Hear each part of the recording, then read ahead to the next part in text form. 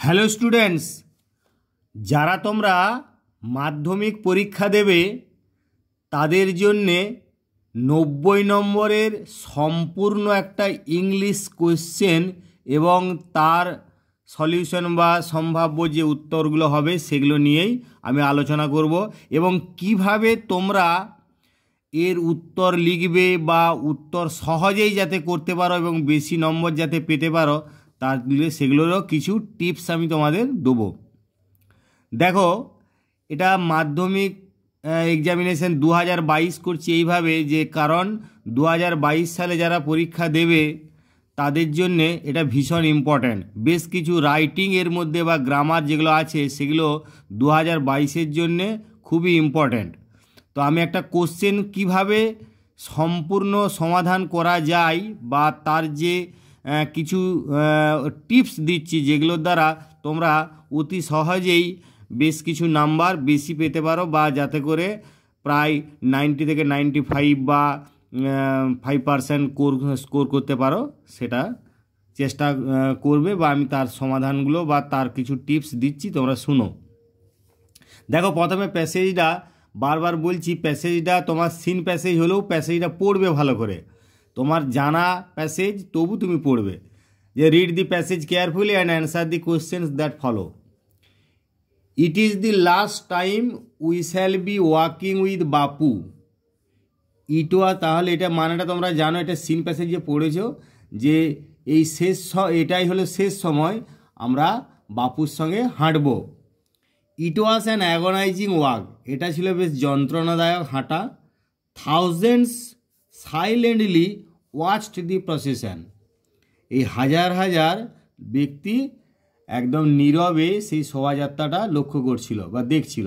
Bapu lay on an open truck covered with flowers, বাপু শায়িত ছিল বা শুয়েছিল একটা খোলা ট্রাকের উপরে ফুলে ঢাকা।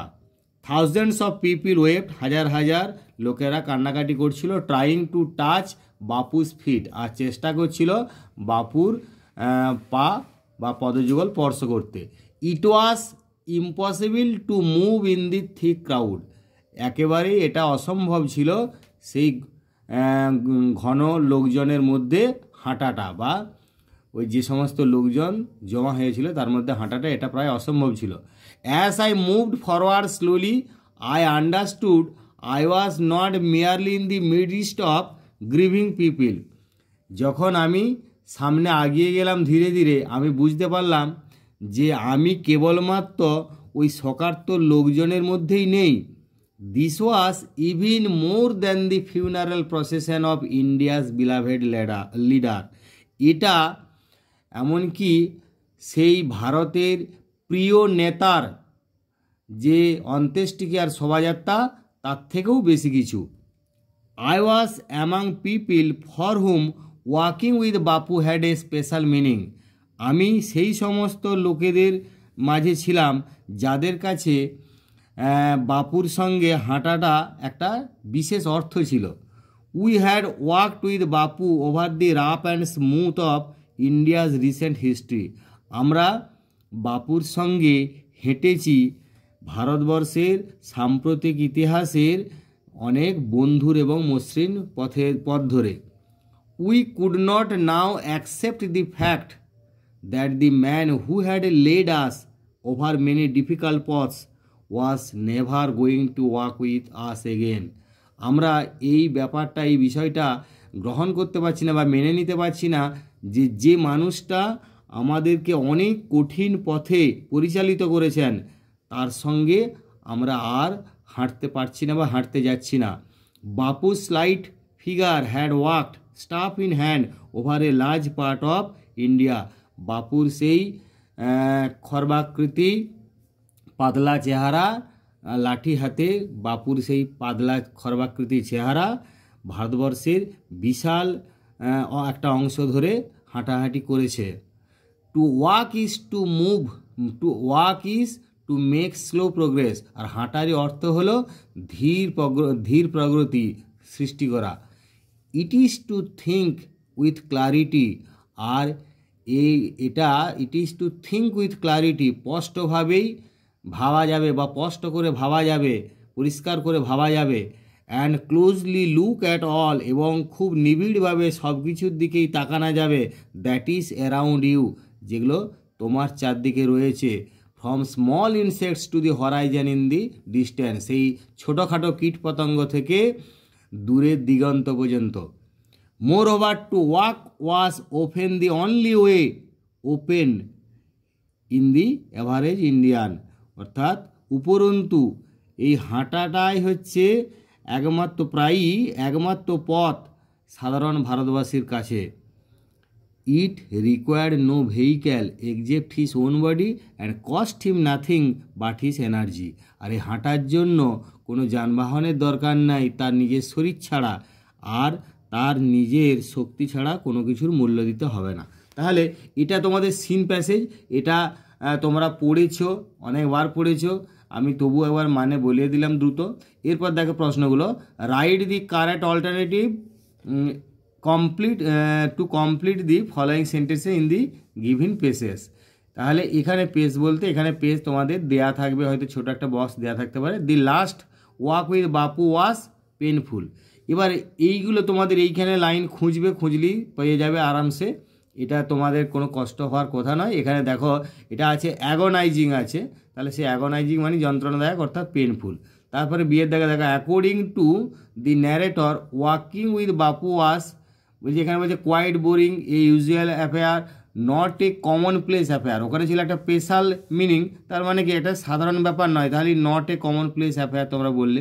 তারপর দেখো while walking Bapu use to carry a, এখানে যখন বাপু হাঁটাহাঁটি করতেন তখন একটা স্টাফ অর্থাৎ লাঠি ব্যবহার করতেন, তাহলে স্টাফ দাগ দিলে। The narrator comments that to walk is to make slow progress, একদম হুবহু লাইনটা রয়েছে। According to the narrator walk required a lot of money, vehicle, one's own body and energy, তাহলে one's own body and energy এটাই রয়েছে। এবার এই প্রসঙ্গে বলি, তোমরা কিন্তু বারবার মনে রাখবে যে এখানে তোমাদের চারটে কি তিনটে অল্টারনেটিভ যাই থাকুক, যেটি সঠিক উত্তর হবে সেইটিরই পাশে বক্সটায় টিকমার্ক দিলে বা সেইটির দাগ নম্বরের উপরে যদি টিকমার্ক দিতে হয় দিলে, কিন্তু বাকিগুলিতে কোনো কিছু করবে না, বাকিগুলিতে কোনো ক্রস দেয়া বা অন্য কিছু দাগ দেওয়া কিচ্ছু করবে না, বাকিগুলি সম্পূর্ণভাবে ফাঁকা থাকবে, যেটি উত্তর হবে সেটিতেই তোমরা টিকমার্ক দেবে, বাকিগুলো কিন্তু সম্পূর্ণ ফাঁকা রাখবে। এটা অবশ্যই মনে রাখবে, কেউ ভুল করে দুটোই টিকমার্ক দিয়ে দিলে ভাবলে যেটা হোক একটা হবে, এই চালাকি বুদ্ধি মোটেই করবে না। একদম সম্পূর্ণভাবে যেটি তোমার ঠিক মনে হবে সেটিতে টিকমার্ক দেবে, বাকিগুলি কিন্তু কিছু করবে না। এরপর দেখো কমপ্লিট দি ফলোয়িং সেন্টেন্সে with information from the text, তাহলে পাঠ্যাংশ থেকে তথ্য নিয়ে পূরণ করতে হবে। একবার হুবহু লাইন তোমরা পেয়ে যাবে যে বাপু was being carried on an open truck, এখানে দেখবে রয়েছে অন অ্যান ওপেন ট্রাক, তোমরা সেই অংশটা বসিয়ে দিয়ে সম্পূর্ণ বাক্যটা হয়ে গেল। Thousands of people were eager to, তাহলে হাজার হাজার লোক উৎসুক বা আগ্রহী ছিল কি না টু টাচ বাপুস ফিট, এখানে দেখো রয়েছে টু টাচ বাপুস ফিট। তারপরে দেখো India's recent history was both rough and smooth, কারণ এখানে বলাই আছে যে এই যে তোমরা দেখো যে ইন্ডিয়াজ রিসেন্ট হিস্ট্রি মানে rough and smooth of India's recent history, তাহলে এইখানে আরামসে লিখলে India's recent history was both rough and smooth. Fill in the chart with information from the text. Statement আর রিজন, স্টেটমেন্ট মানে বিবৃতি বা যেটা আমরা ফলাফলও বলতে পারি, আর রিজন মানে হচ্ছে যুক্তি বা যেটা আমরা কারণ বা ইফেক্টও এখানে কজও বলতে পারি, এটা মানে ইফেক্টও বলতে পারে, এটা কজও বলতে পারে, সেইভাবে ধরে করবে। তাহলে এখানে দেখো দেয়া আছে রিজনের ঘরে অর্থাৎ কজের ঘরে এরকম দেয়া আছে, ধরো এই রিজন মানেই কজ আর কি বা হোয়াই। তাহলে দি ক্রাউড ওয়াজ থিক অর্থাৎ ভিড়ে ঠাসা ছিল, তাহলে এটা যদি ভিড়ে ঠাসা হয় তাহলে এর ফলাফল কী হতে পারে না it was impossible to move, it was impossible to move, হুবহু লাইনটা রয়েছে তোমরা দেখতে পারো। এই যে এইখানে লাইনটা দেখো it was impossible to move in the thick crowd. এই প্রসঙ্গে বলি প্রশ্নের যে শব্দগুলো থাকবে, যে সেন্টেন্সটা থাকবে, প্যাসেজের কোন জায়গায় সেই শব্দ বা সেন্টেন্সটা আছে সেইটা খুঁজবে, ঠিক সেইখানটাতেই বা সেই সেন্টেন্সটাতেই উত্তরটা থাকবে। বারবার বলছি সেই অংশটা খুঁজবে, তাহলেই তোমরা বুঝতে পারবে। আর এই স্টেটমেন্ট রিজন বা কজ ইফেক্টের ক্ষেত্রে এইভাবে ধরবে, রিজন মানি কজ বা হোয়াই, আর স্টেটমেন্ট মানি হচ্ছে ইফেক্ট বা হোয়াট। তাহলে কজে যদি এটা দেওয়া থাকে তাহলে এর ফলাফল কি হতে পারে, বা ফলাফল একবার দিয়ে থাকলে এর কারণ, যেমন ধরো স্টেটমেন্ট মানে ফলাফল, এখানে তাহলে এটা ইফেক্ট আর কি। তাহলে এখানে বলছে walking is making slow progress, তাহলে হাঁটাটা হচ্ছে ধীর প্রগতি সৃষ্টি করা। তাহলে কারণটা কি, because one can think with clarity and closely look at all from small insects to the horizon in the distance। এই লাইনটা হুবহুব এরকম এখানে দেয়া আছে, তোমরা পরিষ্কার করে বোঝার চেষ্টা করবে। এখানে যেরকমভাবে দেয়া আছে দেখো যে ইট is to think with clarity, কারণ এখানে কি walk is to make slow progress, তার মানে হচ্ছে কেন না বিকজ যে one can think with clarity and closely look at all that is around you from small, এখানে around এইখানে অবশ্যই এই যে দেখো one can think with clearly and look at all from small insects to the horizon in the distance। তাহলে কি না একজন পরিষ্কারভাবে চিন্তা করতে পারবে এবং সমস্ত কিছু দেখতে পাবে তার ওই ইনসেক্টস পতঙ্গ থেকে আরম্ভ করে একবারে দূরের দিগন্ত পর্যন্ত। তাহলে এরকমভাবে তোমরা একটু সাজিয়ে লিখতে পারবে সহজে। এরপরে দেখো read the poem and answer the question that follow. এই কবিতাটা তোমরা জানো, অনেকবার পড়েছো। The mountain and the squirrel had a quarrel, কাঠবেড়ালি এবং পর্বতের মধ্যে একটা ঝগড়া হয়েছিল। And the former called the latter little prig, আর এই আগের জন পরের জনকে বললো, অর্থাৎ মাউন্টেন স্কুইরালকে বললো little prig. Bun reply, Bun মানে এখানে স্কুইরাল আর কি, কাঠবেড়ালি উত্তর দিল you are doubtless very big, তুমি নিঃসন্দেহে খুবই বড়। But all sorts of things and weather must be taken in together to make up a year and a sphere. তাহলে কিন্তু সমস্ত ধরনের জিনিস এবং আবহাওয়া পরিবেশ একসঙ্গে নিয়েই একটা বছর বা একটা গ্লোব তৈরি হয়। And I think it no disgrace to occupy my place, এবং আমি মনে করি এটা কোনো লজ্জার বিষয় নয় আমার এই জায়গা বা আমার জায়গাটা দখল করে থাকা, অধিকারে করে থাকা। If I am not so large as you, যদিও আমি তোমার মতো অতটা বড় নই। You are not so small as I, এবং তুমিও কিন্তু আমার মতো এত ছোট হতে পারো না, ছোট হবে না। And not half so spry, এবং আমি যা প্রাণবন্ত চটপটে তার অর্ধেকে তুমি হতে পারবে না। I will not deny you make a very pretty squirrel track, আমি অস্বীকার করব না যে তুমি খুবই সুন্দর একটা কাঠবেড়ালি আসা যাওয়ার একটা রাস্তা তৈরি করতে পারো। ট্যালেন্টস ডিফার, অর্থাৎ প্রতিভার পার্থক্য আছে বা প্রতিভা বিভিন্ন জনের বিভিন্ন হতে পারে। All is well and wisely put, সব কিছুই ভালো এবং সবগুলোই বিচক্ষণতার সঙ্গেই সৃষ্টি হয়েছে। If I can not carry forest on my back, যদি আমি আমার পিঠে করে বন জঙ্গল বহন করতে না পারি। Neither can you crack a nut, তুমিও কিন্তু পারো না একটা বাদাম ভাঙতে। অর্থাৎ কাঠবিড়ালি তার যুক্তি দিয়ে পর্বতের সঙ্গে ঝগড়া করছে। এটা তোমরা যখন টেক্সটটা বা পোয়েমটা পড়েছো তখন কিন্তু ভালোভাবে বুঝেছো, বা আমি এই পোয়েমটা নিয়ে একটা ভিডিও করেছি, পুরো এই টেক্সটটা মানে ওই লেসন 2 এ দেখবে ফ্যাবেল, ওটা সে দেখে নেবে ভালো করে। আচ্ছা দেখো প্রশ্নগুলো, write the correct alternative to complete the following sentences. Little prig refers to, এখানে দি স্কুইরাল, লিটল প্রিগ বলতে দি স্কুইরাল বলছে। The mountain is very wise, quite lively, very big, very pretty, তাহলে ভেরি বিগ করবে তোমরা অবশ্যই। The quarrel was between, তোমরা জানো the mountain and the squirrel, এখানে টিমার দিচ্ছ। Unlike the squirrel the mountain can carry forest on its back, অর্থাৎ স্কুইরালের মতন এটা নয়, দি মাউন্টেন পর্বত পারে ওই তার পিঠে করে বন জঙ্গল বহন করতে।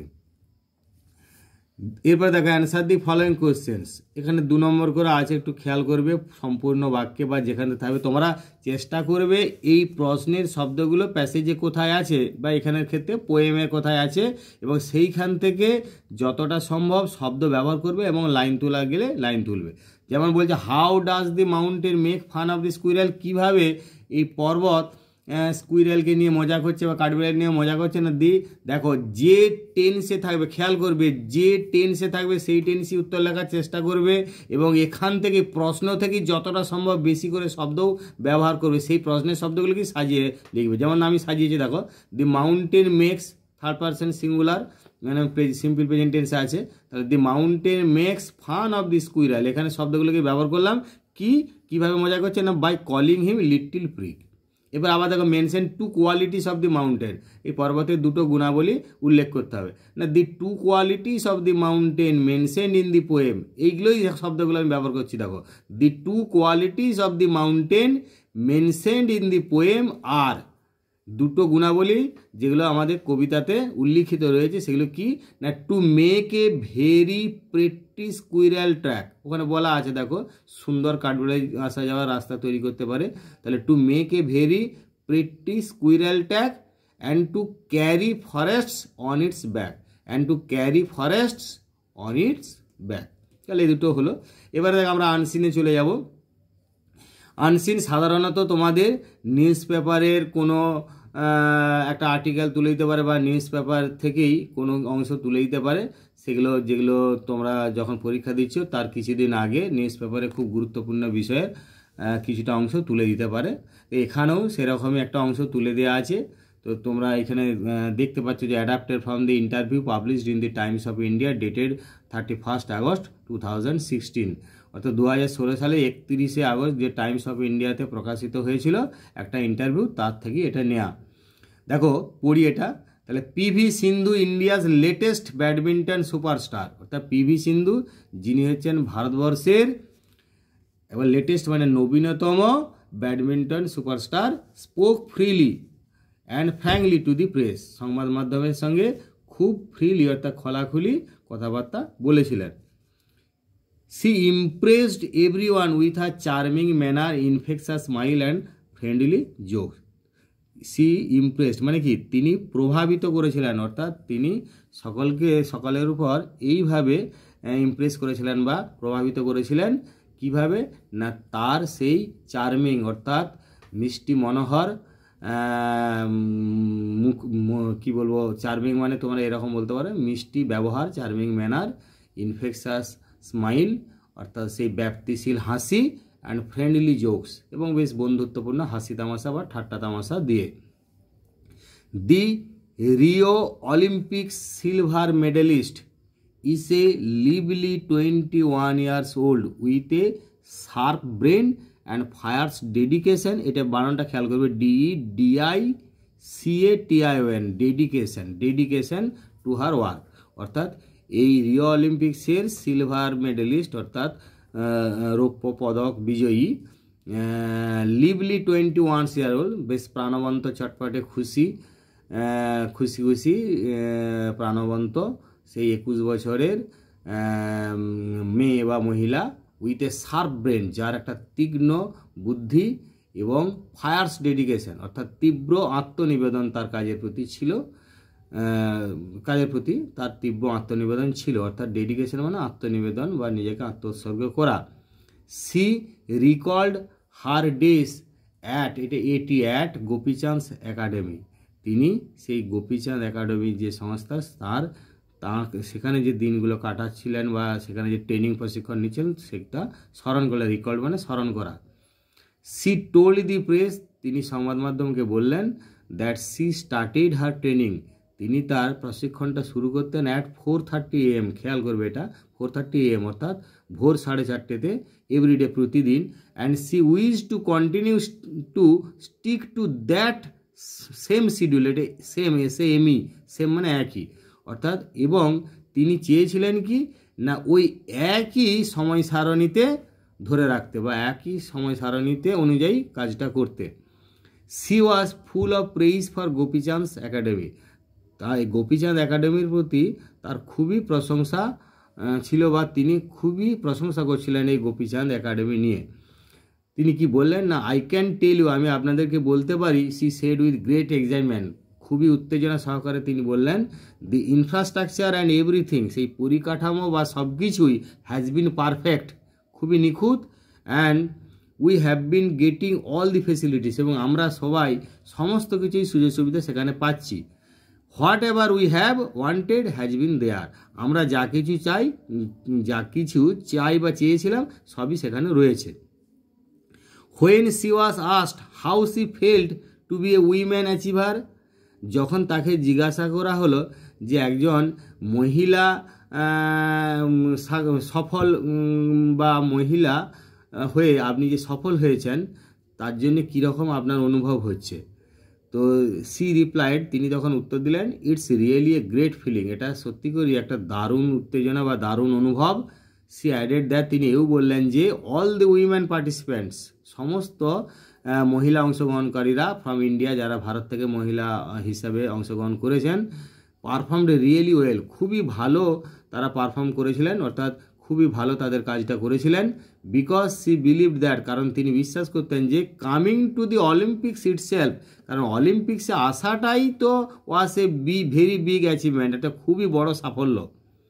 সিন্ধু ওয়াজ আস্কড টু কমেন্ট, সিন্ধুকে বলা হলো একটু মন্তব্য করতে বা কিছু বলতে, অন হার ফিলিংস, তার অনুভূতি সম্পর্কে, on the day of the final match, say final ম্যাচের দিনটা নিয়ে তার কিছু অনুভূতির কথা বলতে তাকে বলা হলো। সি সেড, তিনি বললেন, দ্যাট সি ওয়াজ কনফিডেন্ট, তিনি খুব আত্মবিশ্বাসী ছিলেন, and even her coach Gopichand believed that she could do ইট, এবং তার প্রশিক্ষক গোপীচাঁদও বিশ্বাস করতেন যে তিনি এটা করতে পারবেন। Our national sports day 29th, এটা 29th August, Sindhu along with Dipa Karmakar and Sakshi Malik received the Rajiv Gandhi Khel Ratna award. আর সেই জাতীয় ক্রীড়া দিবসে 29 আগস্টে সিন্ধু, পিভি সিন্ধু ওই দীপা কর্মকার এবং সাক্ষী মালিকের সঙ্গে একই সঙ্গে তারা রাজীব গান্ধী খেলরত্ন অ্যাওয়ার্ড বা রাজীব গান্ধী খেলরত্ন পুরস্কার পেয়েছিলেন। এরপর দেখো এখানে বলা আছে কোথা থেকে নেওয়া হয়েছে। এবার আমরা এখানে টিক দি রাইট অ্যান্সার, তো এখানে যখনই অ্যান্সার করব তখন আমরা এইটা একবারের জায়গায় দুবার করে পড়বো, পড়ে ধীরে ধীরে পড়ে মানে বোঝার চেষ্টা করব। তো তোমাদের আক্ষরিক প্রত্যেকটা শব্দে মানে না বুঝতে পারলেও তোমরা যদি বারবার পড়ো তাহলে কিন্তু এর ভাবানুবাদটা অবশ্যই পেয়ে যাবে, এবং কোন শব্দগুলোর কী মানে হতে পারে সেটাও তোমরা অনুমান করতে পারবে। টিক দি রাইট অ্যান্সার, তাহলে সেই সিনে প্যাসেজের মতনই সঠিকটা উত্তরটাই টিক চিহ্ন দিবে। PV Sindhu is the latest superstar in the field of, তোমরা দেখতে পাচ্ছ একদম প্রথম লাইনে রয়েছে ব্যাডমিন্টন, সেখানে ব্যাডমিন্টনে দাগ দিলে। তারপরে দেখো পিভি সিন্ধু ইজ, ওখানে বলা আছে পরিষ্কার লিভলি 21 ইয়ার্স ওল্ড, তাহলে তোমরা এখানে 21 ইয়ার্স ওল্ডে দাগ দিলে। সিন্ধু ওয়াজ ট্রেন্ড অ্যাট, কোথায় প্রশিক্ষণ নিয়েছিলেন না এখানে বলা আছে দেখো গোপীচাঁদ একাডেমি, তাহলে প্রথমেই গোপীচাঁদ একাডেমি রয়েছে, সেখানে টিকমার্ক দিলে। তারপর দেখো এভরিডে সিন্ধু স্টার্টেড হার ট্রেনিং, ওখানে বলা আছে দেখো 4:30 AM, তার মানে কি আমি বললাম কি ভোর 4:30, তাহলে এই যে আর্লি ইন দি মর্নিং, অর্থাৎ ভোরবেলা, আর্লি ইন দি মর্নিং। এবার দেখো national sports day is observed on, ওখানে বলা আছে যে এই যে সেট দ্যাট, এখানে দেখো on national sports day 29 August, তাহলে কবে স্পোর্টস ডেটা হচ্ছে না 29 আগস্ট, এখানে টিক মার্ক দিলে।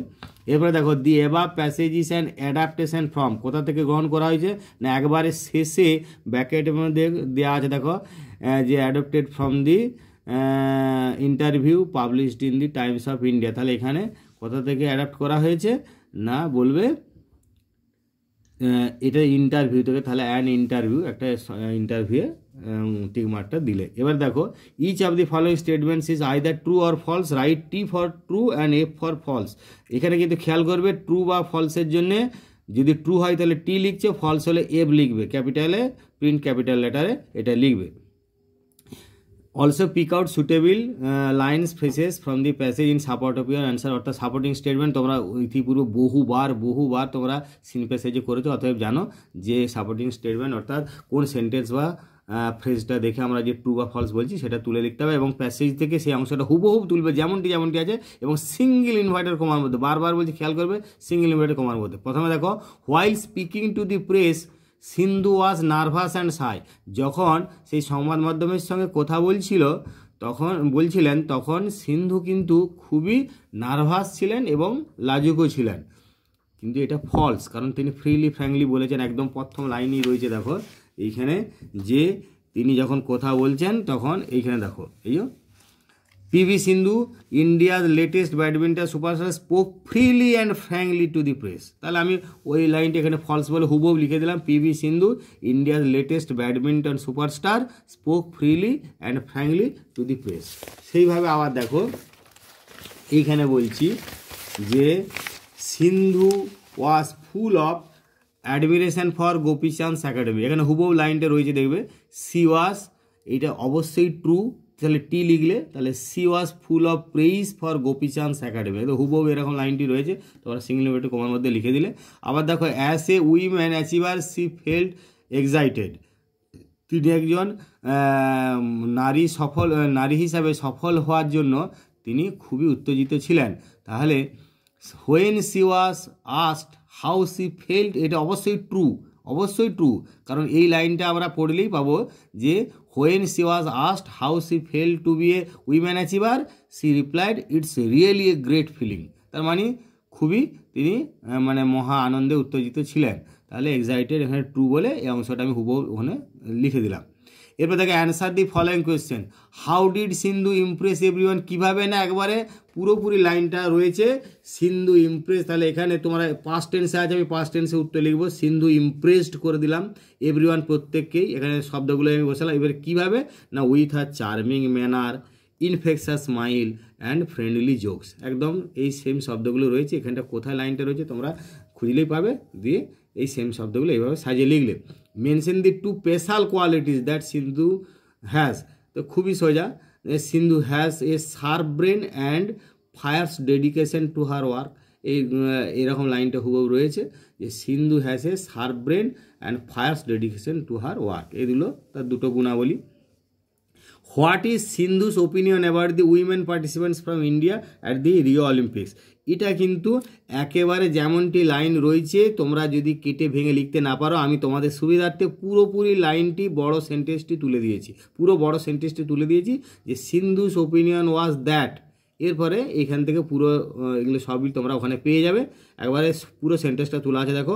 All the women participants from India performed really well because she believed that coming to the Olympics itself was a very big achievement, তাহলে তোমরা যেখানে এটা ইনডাইরেক্ট করতে হবে, যেখানে কিছু ডাইরেক্ট শব্দ আছে সেগুলোকে ইনডাইরেক্ট করতে হবে, তোমরা জানো ন্যারেশন চেঞ্জের সময় সেগুলো শিখেছো, তো সেরকম করবে। যে সিন্ধুস ওপিনিয়ন, এখানে তোমরা তবু লাইনটা দেখে নিতে পারো একবার, যে এখানে দেখো দেওয়া আছে যে এই যে এইখানে added that all the women participants from India performed really well because she believed that coming to the Olympics itself was a very big achievement, তাহলে ওইভাবে সেরকমভাবে লাইনটা তোমরা পেয়ে যাচ্ছ যে কোনখানে কি লাইনটা হচ্ছে দেখো। এবারে was a very big achievement. How did Sindhu feel, FWL এটা, how did Sindhu feel on the day of the final ম্যাচের দিনে সিন্ধুর অনুভূতি কী ছিল না, on the day of the final match, আমি এইখানে শব্দগুলোকে আগে লাগিয়ে সাজালাম, on the day of the final match Sindhu felt that, past টেন্সের জন্য আমি একটু ফেল্ট করছি, felt that she was confident, আত্মবিশ্বাসী, and even her coach Gopichand believed that she could do it, এবারে ওই রকম লাইনটা হুবহু রয়েছে, আমি সেইভাবে লাইনটি তুলে দিলাম। এরপরে দেখো গ্রামার অ্যান্ড ভোকাবুলারি, এখানে কি করতে বলেছে, এখানে দেখো right the correct alternative two feel in the blank, এখানে দেখো ব্র্যাকেটে 3টে করে শব্দ দেওয়া থাকতে, অর্থাৎ ভার্ব ফর্ম, এই ভার্বের ফর্ম 3টে দেওয়া থাকে, যেটি সঠিক সেইটি করবে। এই প্রসঙ্গে একটি বলি, এইটি ভার্ব ফর্ম মানে তোমরা পুরো প্যাসেজটা একবার গোটাটাই পড়ে নেবে, পুরো প্যাসেজটা পড়ে নেবে, দিলে তোমরা বুঝতে পারবে যে এটা কোন টেন্স, কোন ব্ল্যাঙ্কগুলো কী টেন্সগুলো ব্যবহার করতে হবে, বা কোন টেন্সটা ভার্বের কোন টেন্সটা ব্যবহার করছো, সেই কোন ভার্ব ফর্মটা ব্যবহার করছো, তোমরা এই পুরো প্যাসেজটা পড়লেই পাবে।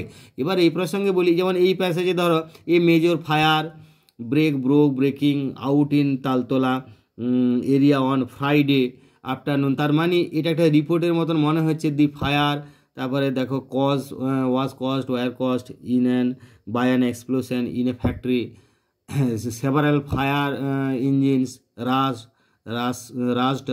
রাশিং টু দি স্পট, তাহলে এগুলো পড়েই তোমাদের পরিষ্কার মনে হচ্ছে রিপোর্ট, মানে এটা পাস্ট টেন্সে নিশ্চয়ই হবে, অবশ্যই হবে, কারণ এটা আগে হয়েছে, সেই অনুযায়ী রিপোর্টটা করা হচ্ছে। তাহলে এ মেজর ফায়ার, আমি ব্রোক করলাম, ব্রোক আউট, মানে তোমরা এটা ফেরাল ভাব যেন ছড়িয়ে পড়া, in Taltala area on Friday afternoon, the fire was cost, যেহেতু বাই অ্যান এক্সপ্লোশন আছে তার মানে এটা প্যাসিভ ভয়েসে করতেই হবে, তাহলে দি ফায়ার ওয়াজ কস্ট করলাম, দি ফায়ার ওয়াজ কস্ট। তারপর দেখো সেভারাল ফায়ার ইঞ্জিনস, এরপর অবশ্যই এটা পাস্ট টেন্সে করতে হবে, রাস্ট, কারণ রাস হতে পারে না, আবার রাসিংও হতে পারে না, তোমরা এই 3টে ফর্ম পড়লেই বুঝতে পারো, বুঝতে পারবে, কারণ রাশ তো হতেই পারে না, প্রেজেন্ট টেন্স ইউজ করা যাবে না, রাশিংও হচ্ছে না, কেননা এখানে কোনো কন্টিনিউয়াস টেন্স হচ্ছে না, তাহলে রাস্ট করতে হবে টু দি স্পট। এবার দেখো ডু অ্যাজ ডাইরেক্টে তোমরা জানো যে এগুলো প্রথমে ফিল আপ পড়বে, তারপরে এখানে আবার বিভিন্ন ভয়েস চেঞ্জ, ন্যারেশন চেঞ্জ ইত্যাদি আছে। যেমন ফিল আপ মানে আর্টিকেল প্রিপোজিশন দিয়ে ফিল আপ করতে হবে। তো আর্টিকেল প্রিপোজিশনে পুরো প্যাসেজটা পড়লেই তোমরা বুঝতে পারবে যে January 24, 1984 was a memorable day in Sudha's life. সুধার জীবনে 1984 সালে 24শে জানুয়ারি ছিল একটা স্মরণীয় দিন। C was back on the stage, কারণ অন এ স্টেজ হতে পারে না, কারণ স্টেজে ফিরে এলো। অন দি স্টেজ বলতে কোনো একটা নির্দিষ্ট স্টেজ নয়, তার মানে সে আবার মঞ্চে ফিরে আসা মানে কি না, সে আবার পারফরমেন্স করবে আর কি, তার ডান্সিং পারফরমেন্স করবে, তাহলে অন দি স্টেজ করতে হবে। স্টেজ মানে এটা ইন জেনারেল সেন্স, তোমরা জানো জেনারেল সেন্সে আমরা বিভিন্ন নাউন বা অ্যাডজেক্টিভের আগে দি বসিয়ে পুরো জাতকে বোঝাই। অ্যারেঞ্জমেন্টস ওয়ার মেড, অ্যারেঞ্জমেন্ট মানে তারপরে ফর প্রিপোজিশন বসায়, তাহলে arrangements were made for her dance programme, তার সে ডান্স প্রোগ্রামের জন্য অ্যারেঞ্জমেন্ট অর্থাৎ ব্যবস্থা করা হয়েছিল অ্যাট এ বিগ হল। এবার ইন বোম্বে, বোম্বে মানে খুব বড় জায়গা, তাহলে অবশ্যই তার আগে আমি ইনটা দেবো। তোমরা জানো ছোটো জায়গার আগে অ্যাড বা বড় জায়গা বা বড় ডিস্ট্রিক্টের ক্ষেত্রে আমরা ইন বসাবো।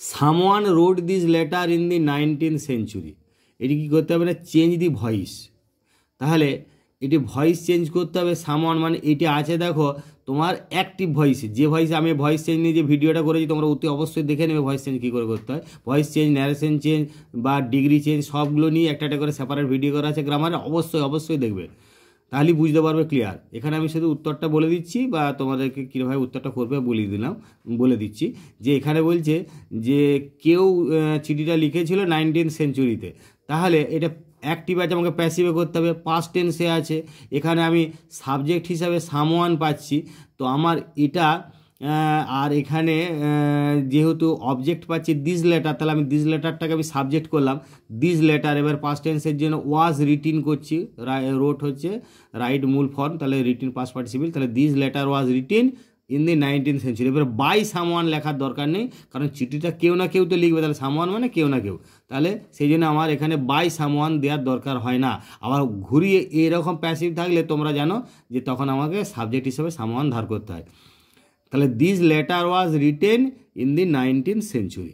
এরপর দেখে he said to me what shall I do after my examination, সে আমাকে বলল যে আমার পরীক্ষার পরে আমি কি করব, তাহলে সে আমাকে জিজ্ঞাসা করলো, ইন্টারোগেটিভ সেন্টেন্স, তাহলে হি আস্কড মি। এবারে এটা যেহেতু WH কোশ্চেন, তাহলে আমি হোয়াটটা বসিয়ে দেবো, দিয়ে আমি মানে অ্যাসার্টিভের ফরম্যাট আনবো, তাহলে সে আমাকে জিজ্ঞাসা করলো কি সে করবে তার পরীক্ষার পরে, এরকমভাবে বাংলাটা মনে মনে ধরবে। তাহলে he asked me what he would do after his examination, তার পরীক্ষার পরে সে কী করবে। এবার দেখো he is the tallest boy in the class, সে হচ্ছে ক্লাসের সবচেয়ে লম্বা ছেলে। এবার এখানে দেখো change the degree of comparative, অর্থাৎ কম্পারেটিভ ডিগ্রিতে চেঞ্জ করতে হবে। তো আমি এখানে দুটো ডিগ্রি তোমাদের সুবিধার্থে করে দিলাম। তাহলে he is trawler than any other boy in the class, যখন সবচেয়ে চূড়ান্ত বা সর্বোত্তম হয় সব ক্ষেত্রে, তাহলে সেই ক্ষেত্রে আমরা জানি এনি আদার করে করি। তোমরা এই ডিগ্রি চেঞ্জের যে একটা ভিডিও আছে সেটা দেখলেই আমি কীভাবে করতে হবে সব নিখুঁত বলে দিয়েছি। তাহলে he is taller than any other boy in the class, আর সুপারলেটিভ করলে তখন নো আদার দিয়ে করতে হবে। তাহলে no other boy in the class is so tall as he, এই নো আদার দিলে এখানে অ্যাজ টল অ্যাজ না করে সো টল করবে, so tall as he. No other boy in the class is so tall as he, এরকম আমি এটা তোমাদের সুবিধার্থে সুপারলেটিভ ডিগ্রিটাও করে দিলাম, কারণ ওটাও বলতে পারে। এরপরে দেখো ফ্রেজাল ভার্ব, এই ফ্রেজাল ভার্বের একদম নিখুঁত ফ্রেজাল ভার্বের 60টা ফ্রেজাল ভার্বের একটা ভিডিও করা আছে, যেগুলো বারবার মাধ্যমিক পরীক্ষা বা ক্লাস 10-এর ক্ষেত্রে আসে, অনবরত আসে, এবং আমার মনে হয় সেগুলো সমস্ত কিছু ভালো করে যদি তোমরা পড়ে নাও, দেখে নাও, প্রস্তুত হয়ে নাও, সেগুলো থেকেই কমন পেয়ে যাওয়ার বা সেগুলো থেকেই তোমাদের পেয়ে যাওয়ার সম্ভাবনা ভীষণ বেশি। তাহলে তোমরা সেই ভিডিওটা ফ্রেজাল ভার্বের একটা খুব ভালো করে ভিডিও করা আছে, অবশ্যই দেখে নেবে। আচ্ছা ফ্রেজাল ভার্ব প্রসঙ্গে বলি, তাহলে তোমাদের যে আন্ডারলাইন করা আছে তার পরিবর্তে ব্যাকের এই লিস্টে দেওয়া ফ্রেজাল ভার্বগুলো বসাতে হবে, এবং ফর্মটা চেঞ্জ করতে হতে পারে, অবশ্যই ফর্মটা চেঞ্জ করতে হবে। কেন না, এখানে যেভাবে থাকে আমার একটা ফ্রেজাল ভার্ব হয়তো সেই ক্ষেত্রে সেরকম থাকবে না। যেমন ধরো the child was reared by his aunt, অর্থাৎ সেই ছেলেটিকে তার মাসিমা বা কাকিমা লালন পালন করছিল। তাহলে এখানে দেখো ওয়াজ রিয়ার, এইটা মানে কি আছে না অবশ্যই পাস্ট পার্টিসিপেল ফর্মে আছে। তাহলে তোমাকে এখানে ফ্রেজাল ভার্ব যেগুলো আছে তার পাস্ট পার্টিসিপেল, মানে এই লালন পালন করার ফ্রেজাল ভার্ব হচ্ছে ব্রিং আপ। তাহলে এটার আমার পাস্ট পার্টিসিপেল করলে কী হবে না, ব্রট আপ। তাহলে আমাকে করতে হবে ব্রট আপ, অর্থাৎ the child was brought up by his son. তাহলে ব্রট আপ ফ্রেজাল ভার্বটা তখন করতে হবে, সেরকম মনে করে করবে। এখানে কখনোই হুবহু সেম টু সেম তোলা যাবে না। তোমরা অবশ্যই চেষ্টা করবে, যদি সঠিকটা বেছে দাও তাহলে কিছু নম্বর তো অবশ্যই পাবে, কিন্তু তোমরা চেষ্টা করবে এটাকে পুরো নম্বর পেতে গেলে এটা যে ভার্বের যে ফর্মটা আছে সেই টেন্সের ফর্মটাকে ব্যবহার করতে হবে। তাহলে আই কুড নট আন্ডারস্ট্যান্ড, এখানে কিন্তু এইটা প্রেজেন্ট ফর্মই বসবে, কারণ এই কুড নট এই যে মডেল অক্সিলিয়ারিটা এর পরে কিন্তু ভার্বের প্রেজেন্ট ফর্মই বসে, অর্থাৎ আন্ডারস্ট্যান্ড এখানে বুঝতে পারা, তাহলে এখানে মেক আউট হবে, তাহলে সেই জন্য মেক আউট। তারপর দি গার্ল রিজেম্বলস, এটা দেখো সিম্পল প্রেজেন্ট টেন্সে থার্ড পারসন সিঙ্গুলারের জন্য ভার্বের শেষে এস বাই এস যোগ হচ্ছে, তাহলে তোমাকেও সেরকম দি গার্ল এখানে রিজেম্বলস মানে সদৃশ্য হওয়া বা একই রকম দেখতে হওয়া, মেয়েটি তার মায়ের মতনই দেখতে, তাহলে সেই জন্যই তার ফ্রেজাল ভার্ব হচ্ছে টেক আফটার। তাহলে তোমাকে করতে হবে কি টেক্স আফটার, এখানে টেক্স আফটার করতে হবে। এরপরে দেখো এখানে যে সমস্ত শব্দগুলো দেওয়া রয়েছে সেগুলো তোমার কোথায় তার মানেগুলো পাবে না, বলছে given below are the meanings of 4 words, 4টে শব্দের মানে এখানে দেওয়া আছে। Which you will find in the passage in question number 3। 3 number কোয়েশ্চেনে কোথায় আছে না, 3 নম্বর কোয়েশ্চেনটা তোমরা দেখো সেটা আনসিন প্যাসেজ, 3 নম্বর কোয়েশ্চেন হচ্ছে আনসিন প্যাসেজ আছে। Find out the words and write them in the appropriate boxes on the right hand side. এবারে সেই ওয়ার্ডগুলো তোমার আনসিন থেকে খুঁজে এই বক্সের মধ্যে লিখতে হবে। এই প্রসঙ্গে আমার বলি, এইখানে যে শব্দটা থাকবে তাতে 2-3টে শব্দ মিলিয়ে থাকবে, যে পার্টস অফ স্পিচে আছে বা ভার্ব থাকলে যে টেন্স ফর্মে আছে আইএনজি ফর্ম ইডি ফর্ম, ওই প্যাসেজেও দেখবে ঠিক সেম ওই আইএনজি ফর্ম বা ইডি ফর্মে আছে বা পার্টস অফ সেই পার্টস অফে আছে অ্যাডজেক্টিভ কি নাউনে ওখানেও পাবে, সেরকমভাবে খুঁজতে হবে এবং এখানে অর্থটা বোঝার চেষ্টা করতে হবে যে ভেরি প্লিজেন্ট অ্যান্ড অল্টারনেটিভ। ওখানে বলা আছে দেখো খুবই মনোরম, এবং এই যে এইখানে ওখানে বলা আছে একটা শব্দ চার্মিং, তাহলে সেই চার্মিং ম্যানার, তাহলে খুব মিষ্টি মধুর, তাহলে সেই চার্মিং এখানে করতে হচ্ছে এবং এটা দেখো অ্যাডজেক্টিভ ফর্মই রয়েছে। Basic systems and services for an organisation, এটা দেখো মানে মূল যে সমস্ত বিষয় ব্যবস্থা বা সেবা সেগুলোকে একসঙ্গে আমরা বলি পরিকাঠামো, তো একটা সংস্থার ক্ষেত্রে সেটাকে আমরা বলছি পরিকাঠামো। তো পরিকাঠামো ইংরাজি, এখানে এটা ধরো এটা নাউন ফর্মই থাকছে, সেই জন্য ইনফ্রাস্ট্রাকচার করছি। সামথিং ডান সাকসেসফুলি, এটাও দেখো নাউনে, মানে কোনো কিছু বেশ সাফল্যের সঙ্গে করা, মানে কি সাফল্য এক কথায়, সেটা অ্যাচিভমেন্ট এখানে সেইভাবেই ওখানে আছে। দেখো feeling sure about one's ability, কেউ কারো দক্ষতা বা যোগ্যতা সম্পর্কে যখন খুব নিশ্চিতভাবে অনুভব করছে, অর্থাৎ তার মানে কি না অ্যাডজেক্টিভ ফর্মে, অর্থাৎ সে বেশ প্রত্যয়ী বা আত্মবিশ্বাসী, তাহলে এখানে সেখানে কনফিডেন্ট কথাটা রয়েছে, আমি এখানে কনফিডেন্টটা লিখলাম। এবার রাইটিং সেকশনে যাব। রাইটিং এখানে প্রত্যেকটা রাইটিংয়ে তোমাদের 100 শব্দের মধ্যে লিখতে বলা হয় এবং 100 শব্দের মধ্যে লেখার পাশাপাশি যে সমস্ত রাইটিংগুলো আছে স্টোরি নোটিশ ইত্যাদি সেগুলোর ক্ষেত্রে পয়েন্ট দেওয়া থাকবে, সেই পয়েন্টগুলোকে ফলো করবে। এখানে যে পয়েন্ট আছে আমি বারবার বলছি, স্টোরি রাইটিং নিয়ে একটা ভিডিও করা আছে, সেটাতে কীভাবে স্টোরি করতে হবে সেখানে আমি নিখুঁত সব বলে দিয়েছি এবং অবশ্যই সে ভিডিওটা দেখবে। সেখানে বলা আছে দেখবে যে পয়েন্টগুলো থাকছে সেই পয়েন্টগুলো কিন্তু একটিও বাদ দেওয়া যাবে না। তুমি তোমার লিখতে যে তুমি হয়তো এর সঙ্গে প্রাসঙ্গিক কিছু পয়েন্ট যোগ করতে পারো, কিন্তু এখানের পয়েন্টগুলির উপর ভিত্তি করেই লিখতে হবে। এখানে যেমনটি পয়েন্ট দেওয়া আছে, বারবার বলছি, এখানে যেমনটি পয়েন্ট দেওয়া রয়েছে ঠিক সেই পয়েন্টগুলোর উপর ভিত্তি করে লিখতে হবে। তোমার মুখস্থ করে আসা বা তোমার তৈরি করে আসা যে রাইটিংটা আছে সেটা এর সঙ্গে মিল থাকলেও কিন্তু সেই রাইটিংটার পাশাপাশি এই পয়েন্টগুলোকে আগে কভার করতে হবে। তুমি ওইটা হুবহু লিখে দিলে পয়েন্টের সঙ্গে মিল বিশেষ না থাকলে তাহলে কিন্তু একটু মার্কস পাওয়ার ক্ষেত্রে বা নম্বর পাওয়ার ক্ষেত্রে অসুবিধা হবে। তাহলে সেই জন্য এখানে পয়েন্টগুলো অতি অবশ্যই কভার করবে বা এখানে পয়েন্টগুলোর উপর ভিত্তি করে লিখবে, একটি পয়েন্টও বাদ দেবে না। প্রয়োজনে তুমি তোমার প্রস্তুত করে আসা কিছু প্রিপারেশান নিয়ে আসা কিছু পয়েন্ট যোগ করতে পারো, তবে এই শব্দ লিমিটের মধ্যে 100 শব্দ লিমিটের মধ্যে রাখতে চেষ্টা করবে, 2-5টা কম বেশিতে কিছু এসে যাবে না। দেখো এখানে farmer's son quarrel among themselves, father worried ask them to bring some sticks, sons can break them one by one but can not break the stick when they are bundle together. এখানে এটা can not break the sticks হবে, এখানে sticks when they are bundle together. Father explain the reason. এবার এগুলো আমরা পয়েন্টগুলো পড়লি, এটা সাধারণত আমাদের অনেকেরই পরিচিত গল্প, তবু এই পয়েন্টগুলো পড়লে আমরা মোটামুটি গল্পটা এইভাবে অনুমান করতে পারছি যে একজন কৃষক, তার অনেকগুলো ছেলে ছিল, বেশ কয়েকজন ছেলে ছিল, তাদের মধ্যে অনবরত ঝগড়াঝাটি করতো। কৃষক খুব দুশ্চিন্তাগ্রস্ত ছিল, তো সে এক বুদ্ধি খাটিয়ে একটা লাঠির গোছা কয়েকটা লাঠি আনতে বললো, তারপরে হয়তো সেপারেট করে একটা একটা করে লাঠি দেবে, ইজিলি ভেঙে দেবে, কিন্তু সেই লাঠিগুলো একসঙ্গে যখন দেওয়া হলো তখন ভাঙতে পারলো না, এবং তার কারণটা তিনি ব্যাখ্যা করে দিলেন। এই গল্পটা অনেকের পরিচিত গল্প, এবং প্রথমে আমাকে বলাই আছে অ্যাড এ সুটেবল টাইটেল অতি অবশ্যই গল্পে টাইটেল দিতেই হবে, টাইটেল তো তোমাদের গল্পে করতেই হবে, এবং এরকম টাইটেল কথাটা লিখে এরকম কোলন দেবে, দিয়ে দেখো টাইটেলগুলো আমি বলেছি গল্পে, যদি ভিডিওটা দেখেছো খুব ভালো, গল্পে নাহলে ভিডিওটা দেখবে, সেখানে বলেছি কীভাবে টাইটেল করবে। এখানে পয়েন্টগুলো থেকে আমরা বুঝতে পারছি যে টাইটেলটা এইভাবে চয়েস করবে, কিভাবে না চরিত্রগুলো দিয়ে, অর্থাৎ কৃষক এবং তার ছেলে দিয়েই গল্পটা, তাহলে সেই জন্য আমি টাইটেলে কীভাবে বললাম, the farmer and his sons, the farmer. আর টাইটেলে বলেছি যে আর্টিকেল প্রিপোজিশন প্রথমে থাকলে ক্যাপিটাল লেটার হবেই, বাকি মাঝখানে আর্টিকেল প্রিপোজিশন কনজাংশন ক্যাপিটাল লেটারে করবে না, প্রথম অক্ষরগুলো স্মল লেটারে করবে, কিন্তু বাকি শব্দের প্রথম অক্ষর ক্যাপিটাল লেটার করবে, সেইভাবেই দেখো করা আছে, দি ফার্মার অ্যান্ড হিজ সন্স। এবারে দেখো গল্পের শুরুতে আমি বলেছি দেবে, অধিকাংশ গল্পের ভিডিওটাতে বলেছি যে অধিকাংশ গল্পের শুরুতে এরকম করতে হয় যে একদা কোনো এক সময় এক চাষি বা কোনো একটা সেই চরিত্রটা বাস করতো বা থাকতো, এরকম একটা বলতে হয়। তাহলে once upon a time there lived a farmer in a certain village. একদা কোনো এক সময় এক কৃষক কোনো একটি গ্রামে বসবাস করতো। He had 4 sons. এগুলো সব তোমাকে গল্পটা সাজানোর জন্য মোটামুটি একটু কাল্পনিকভাবে রেডিও করতে হবে ভাষাগুলো। হি হ্যাড 4 সন্স, তার 4 জন ছেলে ছিল। দে অলওয়েজ, এবং খুব ছোট ছোট বাক্যে করার চেষ্টা করবে, খুব ছোট ছোট বাক্যে, তাহলে ভুলটা হওয়ার সম্ভাবনাটা কম থাকবে।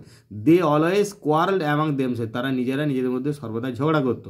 ন্যাচারালি, মানে স্বাভাবিকভাবেই, their father was worried about their future, তাদের ভবিষ্যৎ নিয়ে তাদের বাবা খুব দুশ্চিন্তাগ্রস্ত ছিল।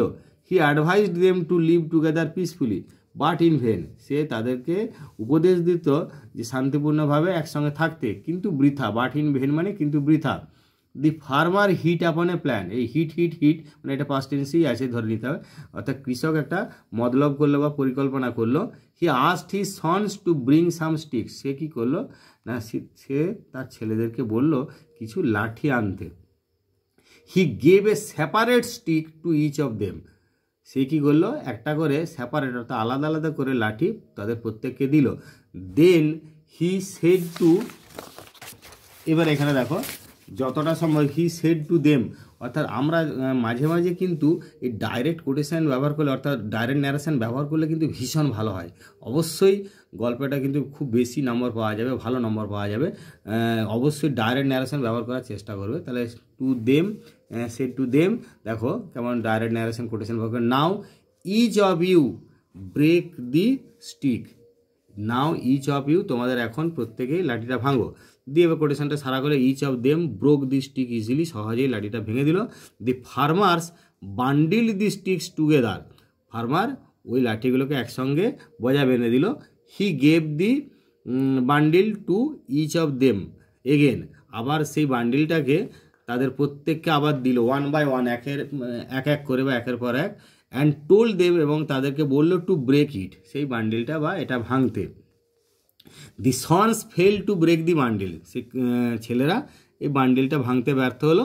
দি ফার্মার সেড টু দেম, সেই কৃষক তাদেরকে বললো, এখানে আবার কোটেশনটা ইউজ করছে, এটা ইউজ করলে তোমাদের লিখতেও সুবিধা হবে। Now you can understand what I mean, এখন তোমরা বুঝতে পারছো আমি কি বলতে চাইছি বা আমি কি বোঝাতে চাইছি। ইফ ইউ আর ইউনাইটেড, যদি তোমরা একত্রিত হও, নোবডি ক্যান হার্ম ইউ, কেউই তোমাদের ক্ষতি করতে পারবে না। এই কোটেশনটা সারাগুলো ডাইরেক্ট কোটেশন কিন্তু অবশ্যই ব্যবহার করার চেষ্টা করবে, ডাইরেক্ট ন্যারেশন ব্যবহার করার চেষ্টা করবে। আফটার দ্যাট, তারপরে সেটার পর থেকে দি সন্স চেঞ্জড দেমসেলভস, নিজেদেরকে পরিবর্তন করলো। And lived peacefully. এবারে মোরালটা আমি দিয়েছি তোমাদের, এই পরামর্শ দেবো যে মোরাল যদি করতে না পারো তাহলে দিও না, কিন্তু যদি তোমরা গল্পটা পরিচিত বা তোমাদের প্রিপেয়ার্ড হয়ে গেছো, মানে তোমাদের কমন পড়ে গেছে, তোমরা করতে পারবে সহজে এবং সেখানে মোরাল দিতে পারবে, তাহলে অতি অবশ্যই মোরালটা দিয়ে দিবে। এবং এই ধরনের গল্পে কিন্তু নীতিমূলকই গল্প, এগুলো মোরাল দেওয়াটাও সোজা, সেখানে মোরাল মানে নীতিকতা। এই যে আমরা জানি একতায় বল, ইউনিটি স্ট্রেংথ। তোমরা এরকম দিতে পারো বা দেওয়ার চেষ্টা করবে। এবারে দেখো, suppose you are the cultural secretary of the students club of a school, তোমার স্কুলে স্টুডেন্টস ক্লাবের cultural secretary write a notice with 100 words for the students of classes 9 and 10 of your school informing them about an online, এটা debate, DEBATE, এটা DEBATE, ভালো করে লেখাটা দেখবে, এটা একটু কাটাকাটি আছে, ডিবেট DEBATE, ডিবেট কম্পিটিশান। তাহলে অনলাইন একটা ডিবেট কম্পিটিশান হবে, সেই নিয়ে ক্লাসে নবম এবং দশম শ্রেণীর ছাত্রছাত্রীদের উদ্দেশ্যে একটা নোটিশ লিখতে হবে, যাতে করে তারা পার্টিসিপেট করে। এবং তাতে তোমরা অবশ্যই নোটিশ লিখতে হবে, মানে সেখানে প্রয়োজনীয় বিষয় অর্থাৎ টাইম, ডেট, এই সবগুলো দিতে হবে বা কীভাবে হবে অনলাইন। আর তোমাদের বারবার বলছি, এইটা তোমাদের 2022-এর জন্য ভীষণ ইম্পর্টেন্ট। কেন না, কারণ আমরা জানি লকডাউনে অনেক সময় অনলাইন ক্লাসই করতে হয়েছে বা ছেলেমেয়েরা অনলাইন ক্লাস করেছে অনেক। তো তোমরা সেই জন্যে 2022-এর জন্যে কিন্তু এটা খুবই ভালো করে প্রস্তুতি নেবে। এবারে দেখো, নোটিশ লিখতে গেলে আমার নোটিশের ভিডিওটা দেখবে, এখানে একটা ভিডিও করা আছে নোটিশ রাইটিং নিয়ে। এখানে ধরো স্কুলের নামটা দেবে সব, আমি কিন্তু এখানে সম্পূর্ণভাবে কাল্পনিক, এই স্কুল বর্তমানে অস্তিত্ব থাকতেও পারে নাও পারে, এটা হয়তো বর্তমানে অস্তিত্ব নেই, আমি কিন্তু এইটা সম্পূর্ণভাবে কাল্পনিক। এটা তোমরা নিজেরা নিজেদের ক্ষেত্রে প্রযোজ্য, যেটা সেখানে স্কুলের একটা নামটা দিয়ে সেখানে একটু ঠিকানাটাও সংক্ষেপে দিয়ে দিলে, পোস্ট অফিস, ডিস্ট্রিক্ট করে। এবারে এই নোটিশটা প্রত্যেকটাই ক্যাপিটাল লেটারেই লিখবে, তাহলে দেখতেও ভালো লাগবে বা এরকমই লেখাই ভালো। এই যে NOTIC আমি সব এগুলো ক্যাপিটাল লেটারে করলাম। এরপরে নোটিশের সাবজেক্টটা এরকম ব্যাকেটের মধ্যে দিয়ে দিতে পারলে ভালো, ব্যাকেট না দিলেও অসুবিধা নাই। কী জন্য আমি ব্যাকেটের মধ্যে এরকম সাবজেক্টটাই দিচ্ছি, যে for an online debate competition, অবশ্যই এরকম সাবজেক্টটা দেবে নোটিশের নিচে। অবশ্যই নোটিশ কীভাবে লিখতে হয় আমি বলে দিয়েছি ওই ভিডিওতে। তাহলে for an online debate competition. এবারে নোটিশ, ডেটবিহীন নোটিশ কিন্তু কোনো অর্থই নাই, অবশ্যই ডেটটা দিতে হবে, যে এখানে তুমি একটা কাল্পনিক ডেট দিলে, যে এখানে যেমন আমি যেমন এগুলো একটা কাল্পনিকভাবে 2/5/2021। এবারে রেফারেন্স নম্বর এখানে দিতে পারলে ভালো, তবে রেফারেন্স নম্বর দিলে খুব সুন্দর দেখাবে। নোটিশে রেফারেন্স নম্বর সাধারণত থাকে, তাহলে রেফারেন্স নম্বর এরকম REF ফুল স্টপ নম্বর ফুল স্টপ করে এরকম কোলন দিলে দিয়ে, এটা এরকম করতে মানে যে ডেটটাকে কাভার করে একটা সংখ্যা লিখলে, যেমন তার মানে কি 15 নম্বর নোটিশ 2021-এর 15 নম্বর নোটিশ, এরকমভাবে একটা করে 15 দিয়ে স্ল্যাশ করে 2021 এরকম করা হলো। এবারে নোটিশের শুরুটা কিভাবে করবে আমি নোটিশের ভিডিওতে বলেছি, তোমরা দেখবে ভালো করে, যে all the students of classes 9 and 10 are hereby inform that, all the students of classes 9 and 10 R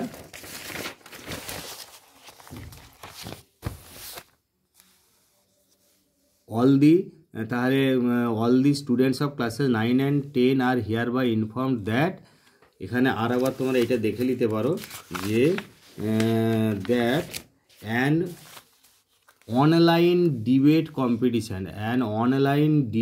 competition will be held, online debate competition will be held. এবারে কখন একটা তারিখ এখানে দিলে, online debate competition will be held, এবার এখানে তারিখটা দিচ্ছে দেখো 15/5/2021, কারণ আমি ওখানে লিখেছি 2/5, তাহলে যে তারিখ নোটিশটা দেওয়া হয়েছে তার থেকে কিছুদিন বাদে নিশ্চয়ই এটা হবে, নাহলে কি করে হবে, তাহলে কিছুদিন বাদে এটা একটা কাল্পনিকভাবে 15/5/2021 থ্রু গুগল মিট, অনলাইন মানে এরকম গুগল মিটে সাধারণত হয়, ক্লাস করা যেতে পারে, অনেক কিছুতেই হতে পারে, তাহলে through Google Meet on the eve of celebration of the foundation day of our school, আমাদের স্কুলের যে প্রতিষ্ঠা দিবস তার উদযাপনের উপলক্ষে এই অনলাইনে গুগল মিটের মাধ্যমে অনলাইনে একটা ডিবেট কম্পিটিশান হবে। The motion of the debate, অর্থাৎ এই ডিবেটের বিষয়টা কি হবে না, online classes for the students of secondary and higher secondary school, এটি হচ্ছে ওই তোমাদের ডিবেটের বিষয়, এটি দিতে হবে। না আর বিষয় না দিলে কিসের উপরে ডিবেট হবে কে বুঝবে কী করে, সেটা নোটিশে জানানো দরকার। The interested students are requested to submit their names to our computer teacher, আমাদের কম্পিউটার টিচারের কাছে যারা আগ্রহী ছাত্র তাদের নামগুলো জমা করতে হবে on and before.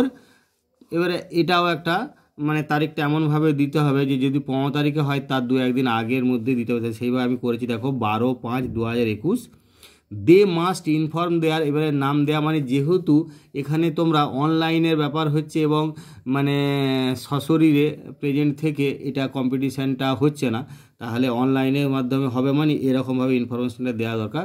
They must inform their respective mobile number, নিজ রেসপেক্টিভ মানে কি নিজ নিজ মোবাইল নাম্বারগুলো অবশ্যই জানাবে। And whether they will speak for or against the motion, যে এই যে বিষয়টার পক্ষে বলবে না বিপক্ষে বলবে সেটাও অবশ্যই তাদেরকে জানাতে হবে। Sharing the link in WhatsApp group, এই যে হোয়াটসঅ্যাপ গ্রুপে যে লিঙ্কটা শেয়ার করা হবে এটা in WhatsApp group, sharing the link in WhatsApp group and controlling the programme will be done by our computer teacher. অর্থাৎ এই হোয়াটসঅ্যাপ গ্রুপে লিঙ্ক শেয়ার করা বা এই প্রোগ্রামটার যে নিয়ন্ত্রণ করা সেটা কে করবেন না আমাদের computer teacher. Submission of names must be done over telephone, এই যে নাম জমা দেওয়ার ব্যাপারটা এটা কিন্তু টেলিফোনে অর্থাৎ ফোন করেই হবে। For further information anyone can contact the undersign, এটা কিন্তু আমি নোটিশ যেটা ভিডিও সেটা অবশ্যই বলে দিয়েছি। এর সঙ্গে আর একটা বলা আছে sentence, cooperation from all is সলিসিটেড। আমি এখানে একটু বড় হয়ে যাচ্ছে বলে আমি আর লাস্টের সেন্টেন্সটা দিলাম না, তোমরা কিন্তু এই দুটো সেন্টেন্স পারলে অবশ্যই দিবে এবং সব নোটিশের ক্ষেত্রে লাগানো যাবে। বারবার বলেছি নোটিশের ভিডিওতে, সব ক্ষেত্রে এই দুটো লাস্টের সেন্টেন্স লাগবে এবং লাগাতেও হবে। ফর ফার্দার ইনফরমেশান মানে আরও যদি কারো তথ্যের বা খবরের দরকার হয় তারা anyone can contact the undersign, নিম্ন স্বাক্ষরকারীর সঙ্গে যোগাযোগ করতে পারবে। এবারে এসডি মানে একটা সিগনেচার করতে হবে, তোমার এবারে সইটা করবে, এখানে আমি একটা কাল্পনিকভাবে একটা সই করলাম। এবারে কি সই করার পরে পদটা অবশ্যই লিখবে, তোমার ওখানে পদ বলা আছে দি কালচারাল সেক্রেটারি, দিয়ে কমা দিলে, এবার কিসের কালচারাল সেক্রেটারি না দি স্টুডেন্টস ক্লাব সেটা দিলে। এবারে যেহেতু স্কুলের ক্ষেত্রে অবশ্যই countersigned by the headmaster বা হেডমিস্ট্রেস বা বাই দি টিআইসি, এটা যেমনভাবে পদটা থাকবে সেভাবে অবশ্যই লিখতে হবে countersigned by the headmaster, এরকম এক দিয়ে আবার একটু হাতে ডট দিলে সেখানে উনি সইটন করবেন, এটা অবশ্যই এরকম করতে হবে। এরপরে দেখো use the following flow chart to write a paragraph in about 100 words on the preparation of mustard oil. তাহলে কীভাবে মাস্টার্ড অয়েল তৈরি হয় তারপর একটা ফ্লো চার্ট এখানে দেওয়া আছে, সেই ফ্লো চার্টটা ব্যবহার করে একটা প্যারাগ্রাফ লিখতে হবে। তোমাদের এই ফ্লো চার্ট মানে ডেসক্রাইবিং এ প্রসেসের একটা ভিডিও আছে রাইটিং, অতি অবশ্যই দেখে নেবে, সেটা দেখলে কীভাবে করতে হয় খুব ভালো করে বুঝতে পারবে এবং সেখানে বেশ কিছু ইম্পর্ট্যান্ট অত্যধিক ইম্পর্ট্যান্ট বিশেষ করে 2022-এর জন্য প্রসেসগুলো কীভাবে লিখবে করা আছে বা সেখানে বেশ কিছু ফ্লো চার্ট দেওয়া আছে এবং তার উত্তরও করে দেওয়া আছে। দেখো এখানে seeds collected dried crushed in a machine, মেশিনে পেশাই করা হচ্ছে, বীজগুলো সংগ্রহ করে শুকনো করা হচ্ছে, মেশিনে পেশাই করা হচ্ছে, একটু জল প্রয়োজনে যোগ দিতে হবে, দিয়ে অয়েল এক্সট্রা তেল নিষ্কাশিত হলো বা বেরিয়ে এলো, অয়েল কেকস সেপারেটেড অর্থাৎ খোল যেগুলো আমরা বলি সেগুলো আলাদা হলো, অয়েল কেপ্ট ইন কন্টেনার মানে পাত্রে তেল রাখা হচ্ছে, সিল করে দেওয়া হচ্ছে, ready for use and sale, এরপরে সেগুলো ব্যবহার এবং বিক্রির জন্য রেডি করা হলো। এরপরে দেখো তাহলে আমি ওখানে প্রথমেই হেডিংটা আমি প্রশ্নটি অবশ্যই প্রশ্নটি হেডিং পেয়ে যাব, তোমরা প্রশ্নটি হেডিং দেখতে পাবে, প্রশ্নটি হেডিং আছে দি প্রিপারেশন অফ মাস্টার্ড অয়েল, এবারে মাস্টার্ড অয়েলের প্রস্তুতি অথবা how mustard oil is prepared, এইটা রয়েছে হুবহু দি প্রিপারেশন অফ মাস্টার্ড অয়েল, অথবা কীভাবে মাস্টার্ড অয়েল প্রস্তুত করা আছে সেইভাবে লেখা আছে how mustard oil is prepared. এবার এইখানে লিখতে হবে যে একটা আমি বলেছি দেখবে ওখানে মেকিং প্রসেসের যে ভিডিও করা আছে বা ডেসক্রাইবিং প্রসেসের যে ভিডিও করা তাতে অবশ্যই বলেছি যে একটা ইন্ট্রোডাক্টে একটা কি দুটো সেন্টেন্স লাগাতে হবে, অর্থাৎ সেই জিনিসটার প্রয়োজনীয়তা গুরুত্ব কী বা সেই জিনিসটা আমাদের জীবনের মানে কী প্রভাব ফেলে সেরকমভাবে একটা দুটো সেন্টেন্স লাগাতে হয়। যেমন mustard oil is a common edible oil, অর্থাৎ মাস্টার্ড অয়েল বা সরষের তেল হচ্ছে একটা খুবই পরিচিত একটা ভোজ্য তেল, বা এটা আমরা এডিবল অয়েল মানে ভোজ্য তেল অর্থাৎ যেটা আমরা খাই। দি বাঙালিস, এটা কথাটা হচ্ছে Bengalis are very fond of it, বাঙালিরা এটার খুব ভক্ত।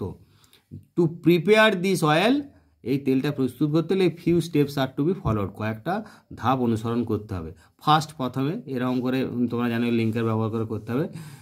গুড কোয়ালিটি মাস্টার্ড সিডস আর কালেক্টেড, এখানে যেভাবে ফ্লোচার্টের পয়েন্টগুলি পরপর দেওয়া আছে ঠিক সেইভাবেই মেনটেন করে যেতে হবে। ভালো কোয়ালিটির কিছু সরষে কেনা হলো, সংগ্রহ করা হলো, অ্যান্ড লেফট টু ডাই, এবং সেগুলো শুকাতে দেওয়া হলো। Then the seeds are put into a tray in machine, তারপরে মেশিনের ট্রেতে ওই সরষেগুলো দেওয়া হলো। After that a very little water is added to the seeds, ওই বীজগুলোর সঙ্গে অর্থাৎ সরিষার সঙ্গে কিছুটা খুব অল্প পরিমাণে জল যোগ করে দেওয়া হলো। And the seeds are crushed in the machine well. তারপর এই বীজগুলো বা সরিষের দানাগুলোকে ক্রাশড মানে পেশাই করা হচ্ছে মেশিনে ভালোভাবে। Later the oil is extracted, পরে তেল নিষ্কাশিত হচ্ছে বা বেরিয়ে আসছে। And the oil cakes are separated at the same time. আর একই সঙ্গে যে খোলগুলো বা সেই তেলের যে বর্জ্য পদার্থগুলো বা খোলগুলো, আমরা এক কথায় খোলই বলি, সেগুলো সেপারেটেড মানে বিচ্ছিন্ন হয়ে যাচ্ছে অ্যাট দি সেম টাইম, এই একই সময়। Then the oil is kept in container, তারপরে এই তেলটাকে পাত্রে ধরে রাখা হচ্ছে। The containers are then seal, তারপর কন্টেনার বা পাত্রগুলোকে সিল করে দেওয়া হচ্ছে। অ্যান্ড লেবেল, এবার লেবেল মানে আমরা জানি যে কোম্পানি টোম্পানি বিক্রি করবে তাদের লেবেল, নিজস্ব লেবেল লাগিয়ে দেবে। At last oil is ready for use and seal, এটা সেল মানে বিক্রি, অর্থাৎ অবশেষে তেল প্রস্তুত হয়ে গেল ব্যবহারের জন্য বা বিক্রির জন্য। তাহলে আমি টোটাল তোমাদের একটা কোশ্চেন সমাধান একটা করে দেওয়া হলো, এবং সেটা সম্পূর্ণভাবে কিভাবে সমাধান করবে এবং যেভাবে বললাম সেইভাবে সমাধান করলে বা সেইভাবে কোশ্চেন করলেও তোমরা অতি অবশ্যই খুব ভালো নম্বর পাবে। এবং সবসময় আমি যে কয়েকটা টিপস দিলাম কিভাবে সমাধান করা যায় বা কিভাবে উত্তরগুলো লেখা যায়, সেই টিপসগুলো অতি অবশ্যই ফলো করবে। যাই হোক, তোমরা ধৈর্য ধরে শেষ পর্যন্ত যে এতক্ষণ যে ভিডিওটা দেখলে তার জন্য তোমাদেরকে অসংখ্য ধন্যবাদ।